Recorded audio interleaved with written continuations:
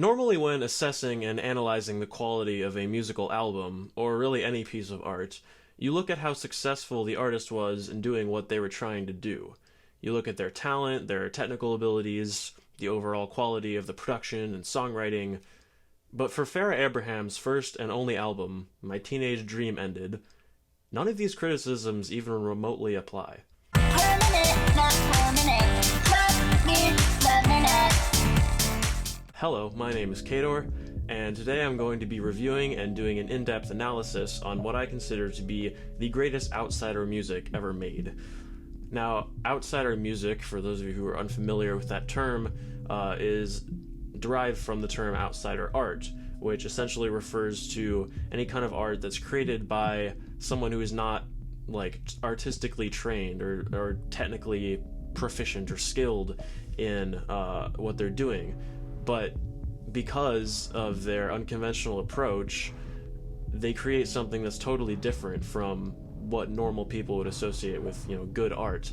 And sometimes that can just manifest in kind of amateurish and crappy, impersonations of better artworks, but sometimes it can just completely transcend the art form itself and become something totally different that just couldn't even be fathomed, much less made by anyone that is actually trained as an artist, if that makes sense. And outsider music is the same concept but applied to music. If someone isn't musically trained, they know nothing about music theory or how to structure songs or how to sing or produce or any of that, whether it's just from lack of experience or maybe because of some mental condition or whatever, that is what is considered outsider music. And I found a lot of stuff that I guess would be generally termed that way that I think is really cool and really interesting, but this album really just goes above and beyond anything else I've ever heard and is honestly one of my favorite albums of all time. In this video, I am basically going to be doing a deep dive analysis album review of My Teenage Dream Ended by Farrah Abraham, because while this has gotten some critical attention here and there, and there have definitely been people that have pointed out kind of the avant-garde artistic nature of this album and sort of seen beyond the surface level of it, I feel like no one's really gone in depth and really kind of explored all the all the incredible aspects of this album. And so, yeah, I'm just going to go in a lot of detail and just talk about my experience with it, why I personally enjoy it so much, and hopefully that can help you develop more of an appreciation for it as well. My Teenage Dream Ended was released in 2012, and it's noteworthy not only for being a landmark in strange outsider music, but it also seems to have miraculously predicted and possibly even influenced a lot of the more experimental strains of pop music coming out today.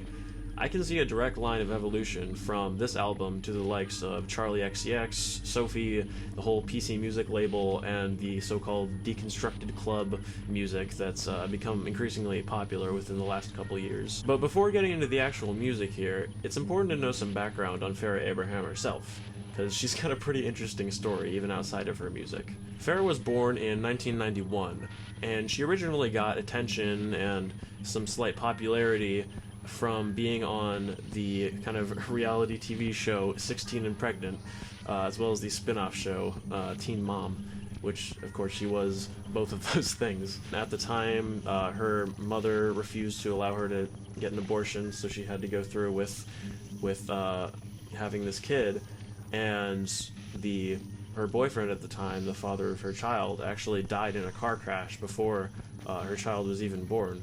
So, she had a rough time, admittedly. She definitely went through some struggles.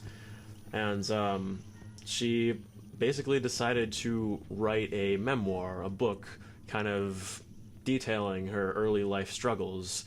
And she ended up calling it My Teenage Dream Ended, featuring this very same cover art that you see on this album. And basically her idea was to create an album as a companion piece to the book. And actually each song title corresponds to a chapter title in the book, so they really kind of match up one by one.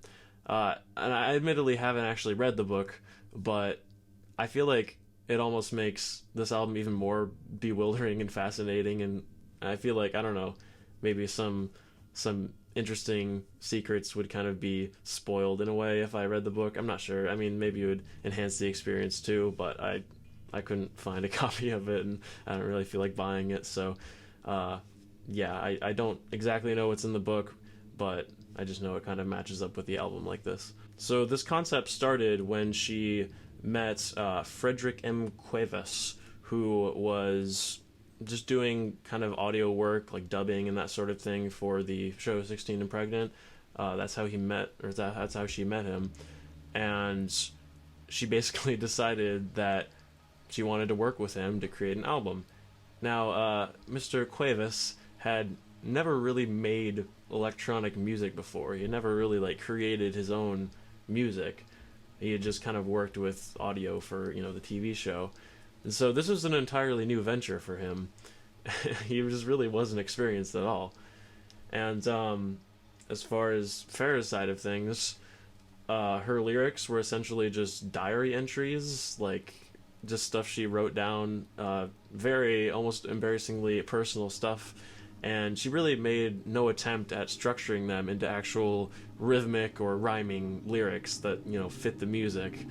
So it's just kind of this abstract, structureless rambling, essentially. And additionally, for whatever reason, when they were actually recording the vocals, she didn't want to hear the music as she was recording. So basically, she just sang along to a metronome, just like a click track, so she could have the rhythm, but she wasn't actually hearing the instrumentals as she was singing. So I mean, it's pretty forgivable, honestly, considering that, why her vocals sound the way they do on this album. I mean, I don't think anyone could really come up with a coherent melody and, you know, actually fit their vocals to the key of the instrumental if they aren't hearing it as they're singing it. I mean, that's a tough ask for anyone, especially someone like Farrah, who was not experienced singing at all. So that's the backstory. And now, before even getting into the music on this album, you're confronted with this image of Farrah and her daughter just smiling at the camera against this stark white background. It almost looks like a stock photo. It just seems so manufactured and fake. And the photo also looks kind of stretched out horizontally, like it just instantly prepares you for the amateurish quality of the album, letting you know that these are not professional artists you're working with here. This innocent, smiling photo of a mother and her daughter contrasts shockingly with the dark and hopeless album title, portrayed here in a bold and striking font. These two polar opposite aspects of the album cover battling each other for your attention. My teenage dream ended. Such a resolute declaration of crushed hopes and dreams from your innocent childhood self. Before even listening to a second of music on this album, you're already hit with a feeling of confused, disorienting depression and anxiety. So I'm just gonna go down track by track here and just really go in depth with my thoughts on every moment of this album, because there really is that much to talk about. Starting with the first track, again, before you even hear a second of music on this album, you see the title, The Phone Call That Changed My Life, and you just hit with this feeling of massive monumental change. Like, she's starting the story off with the moment that everything started to go downhill, and the song really mirrors that with its epic but nocturnal and somewhat depressing chord progressions. The first lyrics are "Hey, you called last night?" ran through a phone filter, referencing the phone call in the title, of course. And then we get the first glimpse of the dissonant off-key auto-tune that will only become more prevalent as the album goes on. I can only put so much in a song, she says, indicating that she has so much to say in such a small amount of time. This album is only 27 minutes after all. This line really makes you feel like you're in for a ride. The synths build, showing a clear trance music influence, until the bass drop, where all these cliche dubstep wub sounds just crash in next to the incredibly emotive synths introduced in the beginning. And this is already a powerful and strange, disorienting combination, but when you add in Farrah's lyrics, it becomes absolutely soul-crushing. Cut off the oxygen to my brain, the anxiety fills my veins. She practically yells these depressive lyrics, her auto-tuned voice just totally bouncing all over the place from note to note, clashing in such a chilling and unnerving way with the key of the instrumental. Her lyrics in the middle of the song are hard to make out, other than the repetition of laughter at one point, contrasting with the dark mood of the rest of the lyrics. And I should mention here that there is no official lyrics that have been released for this album, so I'm just going by what I can hear, what I can make out. It might not be entirely accurate, because some points in this album are pretty hard to decipher with all the effects and whatnot on her voice. But yeah, I'm just doing the best I can to figure out what she's saying. But not only are her vocals out of tune and melodically nonsensical, but the rhythmic structure is also totally abstract and off-putting. Sometimes a heavy delay effect is also applied to just like one word here and there, creating even more rhythmic chaos. There's no semblance of a chorus here, and the times in which she's singing versus the times where it's just the instrumental seems utterly arbitrary. Like, the structuring and pacing of the song is so weird. The rest of the lyrics deal with her dreams of spending her life with her boyfriend, the guy who got her pregnant, referencing the cliche with the lyrics, "the whole you and I forever." And at the end, she repeats the "I can only put so much into a song" lyrics from the beginning, preparing you once more for the onslaught of lyrical madness still to come in this album. The next song is called After Prom, and it begins with Farrah whispering, "Shh, don't tell, don't let it get out," foreshadowing the insane pseudo-chorus to come later on in this track. Once again, we're hit with some melancholic synth chords, followed by these kind of cheap-sounding trance synth stabs, just lazily hard-panning from left to right. And here's where we start to get a feel for the producer's lack of experience, as this really just sounds like a simple preset that he didn't mess with much at all. When the beat comes in, Farrah's vocals come back in as well, and here's where we really get our first experience with how utterly dissonant and off-key her vocals often are on this album. I mean, none of these notes even remotely line up with the instrumental, turning what would otherwise be a relatively straightforward, kind of melancholic electropop instrumental into a completely disorienting, unnerving mess. The sounds of photo cameras going off brilliantly add to the chaos, while thematically fitting in with how Farrah likely felt at the time, getting all this attention from paparazzi and probably feeling pretty overwhelmed by it all. And the song really makes you feel overwhelmed as well. The lyrics here ironically reference the mindless hedonism that comes with this sort of lifestyle, as she proclaims, life is about party, living, love, don't think about the choices you choose." The strange sentence flow and grammatical errors only add to the chaos and to the topic of the song. Then we get into the absolutely bonkers chorus, which consists entirely of that whispered phrase in the intro, with the words just kind of like copied and pasted over and over. It's like a delay that never reduces in volume. It's just such a bizarre, almost psychedelic moment, and at the same time keeps that anxiety-inducing element, sounding almost like something out of a cheesy horror film. I don't think I've heard any other pop song, or any other song in general for that matter, that uses a whispered, heavily delayed vocal sample as the chorus. It's absolutely genius. The next song, Caught in the Act, begins with MIDI violins and synths, setting a similar nocturnal vibe that the last couple tracks had. And Farrah comes in with some kind of spoken word part at the beginning here, with the lyrics, as far as I can tell, being, "My parents are asleep, sneak sneak, knock knock," implying that she is sneaking out of the house at night to meet up with her boyfriend. But of course we can't have anything even remotely normal in this album, so instead of her vocals just sitting there untreated, they're pitch shifted wildly up and down. And of course they still have the auto-tune on them, despite them not being sung. Or maybe they are sung, and they're just so terrible at singing that it just sounds like spoken word, I don't know.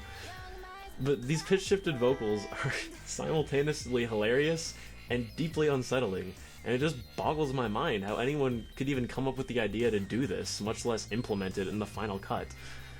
The dubstep wubs from the first track come back in here, along with a kind of low audio quality breakbeat sample, before they quickly cut out and are replaced by like an air horn type of sound.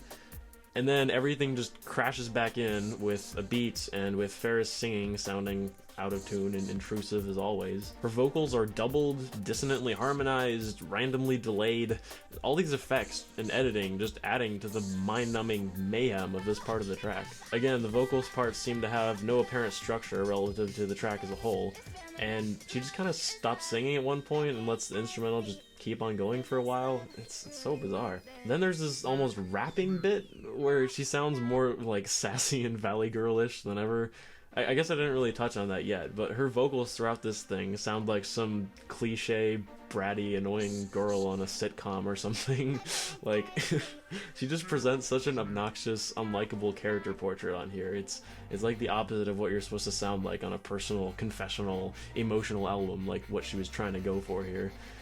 But anyway, the lyrics in this rapping bit reference some Soulja Boy song for some reason. There's a couple of just like pop culture references throughout this album that are just very out of place and weird.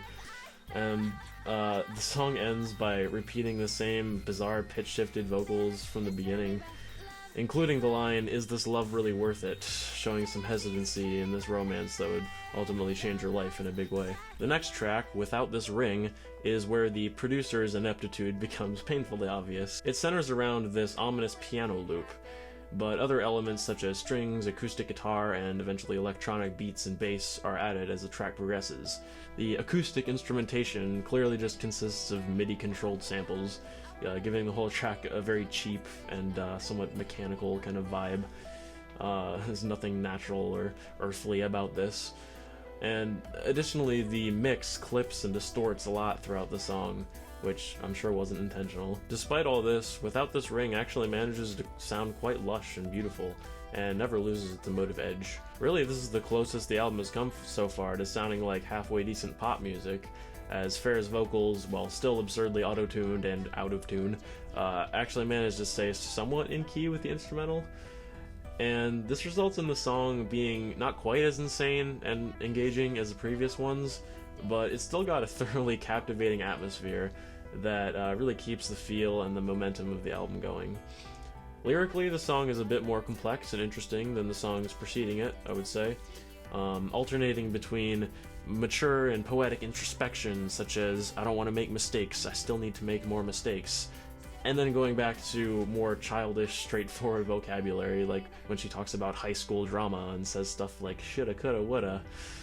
The vocal moment that sticks out to me most on the song, though, is when she says, "I miss you," and there's this awkward pause between the words miss and you that really helps to maintain the unnerving alien feeling that this record frequently instills in the listener. The next song, "Liar Liar," is pretty similar to the last one in that it consists of cheap MIDI imitations of acoustic instrumentation, playing a melancholic and atmospheric tune, but this time there's no beats, it's just a mellow ballad.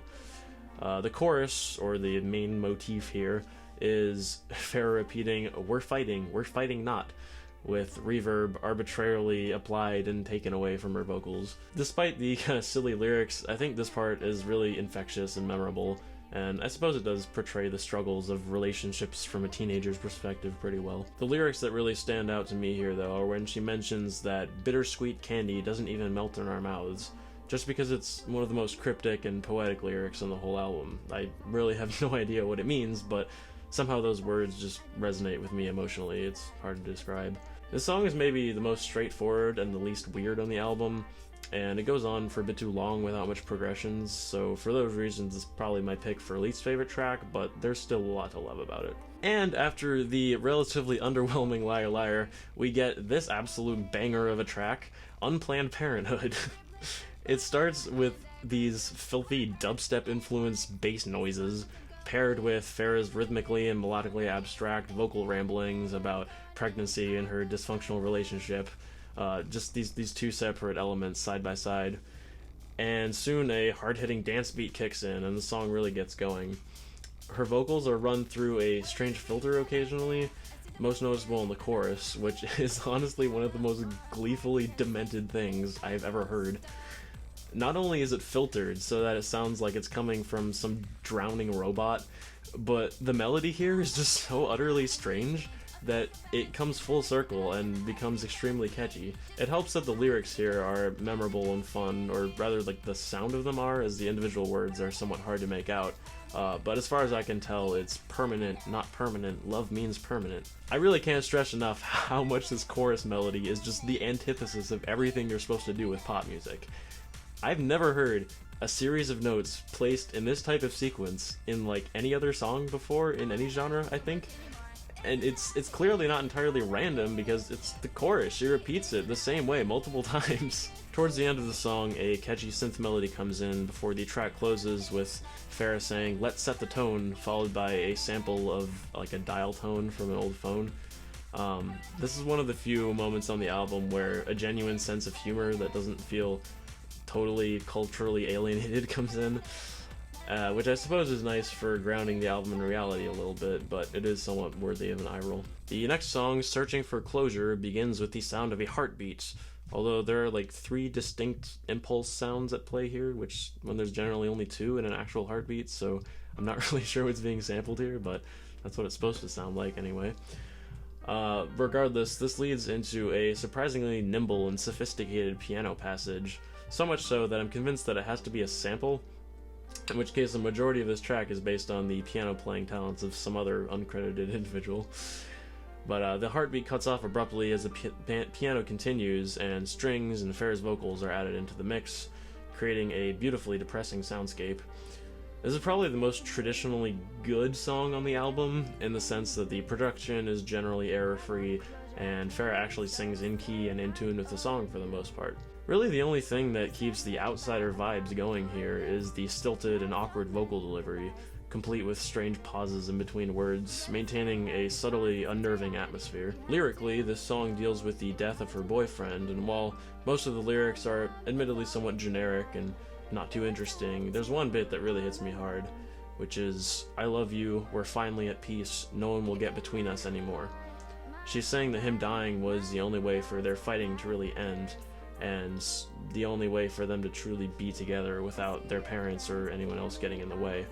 There's such a heartbreaking sense of finality to this line, and even though this isn't one of my favorite songs on here, mainly due to its length and repetitiveness, I can't deny this is a really powerful and essential moment on the album. But hey, good news! That track marked the last of the slow, emotionally heavy ballads on this thing, and the last 3 tracks are all super fun and wacky.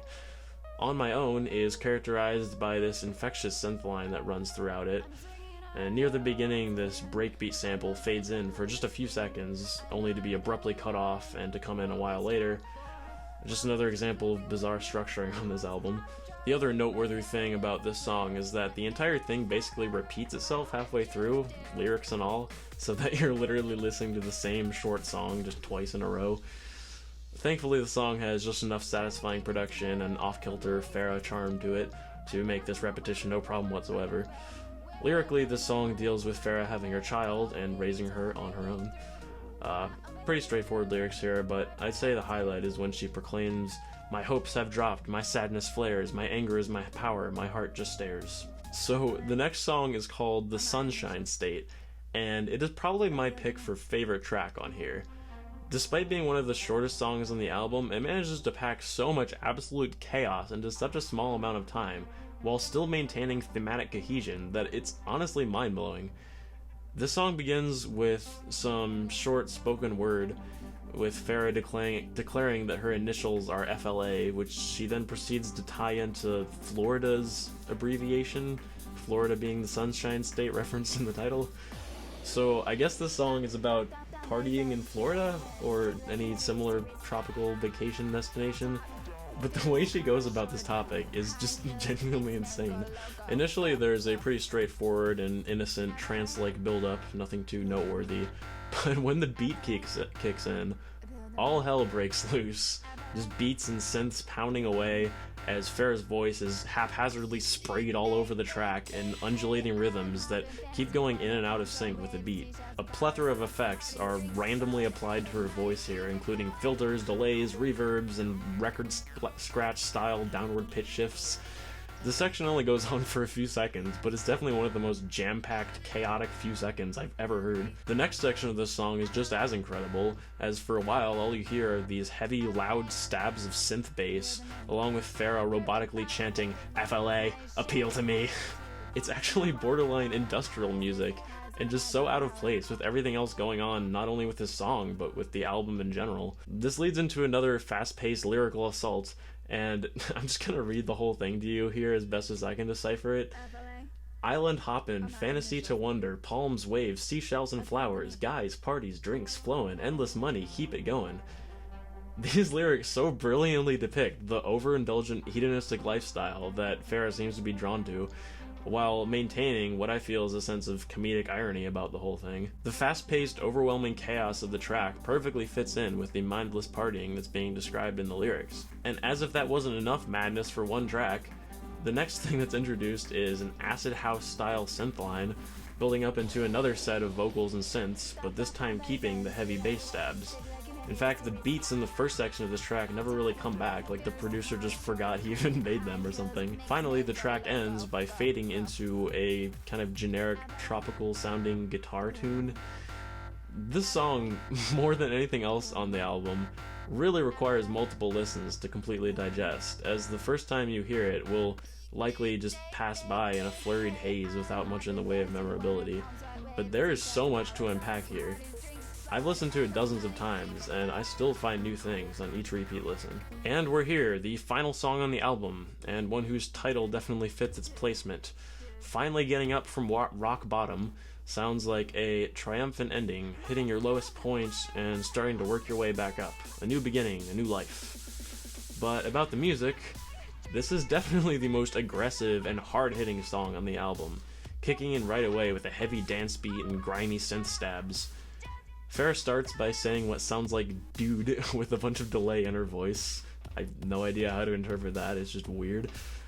But after that, her vocals become absolutely unhinged. I mean, she's borderline screaming these lyrics, and the distortion coupled with the autotune creates such a powerful and overwhelming vocal presence. As with Unplanned Parenthood, these vocal melodies, when there even are any, are supremely unpop, off-kilter, and anxiety-inducing. This track really kind of assaults you in a way that no other song on this album quite does. It ends with Farrah proclaiming, "Dig yourself out," matching the title with a sense of triumphant finality, overcoming your struggles and making it through. With this, the album is over, and you're left with silence and your own thoughts as you try to rationalize what the hell you just listened to. So, yeah, those are my in-depth thoughts on this album. I don't think that any two people who listen to this will have the same reaction and the same opinion of this album, but I promise you that no matter your musical tastes, this record will invoke a reaction in you. It's just up to you to decide whether that reaction is positive, negative, or somewhere in between, or something else entirely.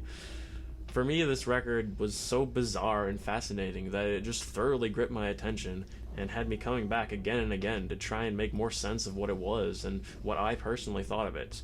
And I don't think I could have made this video without listening to it as many times as I have, which has got to be like 20 to 30 times by now. I just find this to be such an intriguing and unique phenomenon in music history, and I don't think a record quite like this will ever be made again. The circumstances were just too specific, too perfectly imperfect, and an album like this really couldn't have been made intentionally by anyone with a lick of musical talent. In my opinion, My Teenage Dream Ended is a masterpiece, and an album that will forever sit alone amongst really all other albums as an emotionally harrowing, disorienting, confounding piece of unintentional art. Dig yourself out.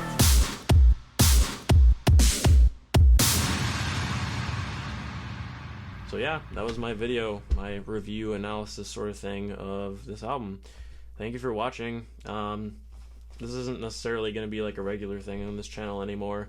I just really felt the need to talk about this album because I don't know, I've thought about it so much and I feel like I've developed such strong opinions about it, and I really just don't think it gets enough attention or recognition or love as it deserves. So yeah, I was compelled to make this, but I can't promise I'll make anything else like this. But I might, who knows. I do whatever I want with this channel. But yeah, if you enjoyed the video, be sure to, comment and let me know what you thought about it. And you can subscribe. I post, music related stuff here pretty often. And yeah, thank you for watching. We'll see you later.